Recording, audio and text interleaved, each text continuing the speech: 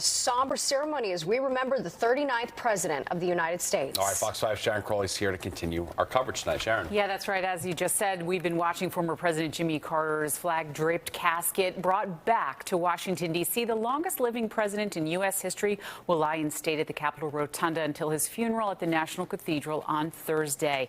It's a day President Biden is declaring a national day of mourning. Now, the country's 39th president died at age 100. Now making one final trip to D.C., family and friends helping to accompany former President Carter's casket. The day beginning at the Carter Center in Atlanta, it was one more chance to pay tribute to his life and legacy, best remembered by most for the humanitarian work he did after he left the White House. He was an amazing man, and he was held up and propped up and soothed by an amazing woman.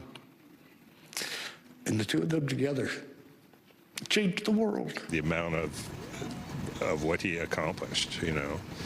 I mean, unfortunately, he was an unpopular president, but when you look back, he was way ahead of his time.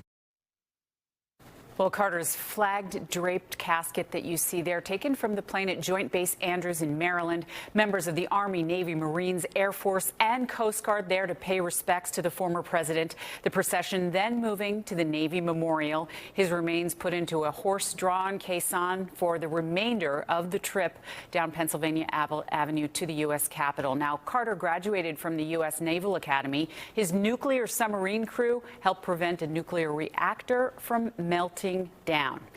This somber march ending inside the U.S. Capitol Rotunda. Carter's funeral set for Thursday at the Washington National Cathedral. We are expecting to hear this evening from Vice President Kamala Harris and congressional leadership. They're among those expected to talk tonight and pay their respects.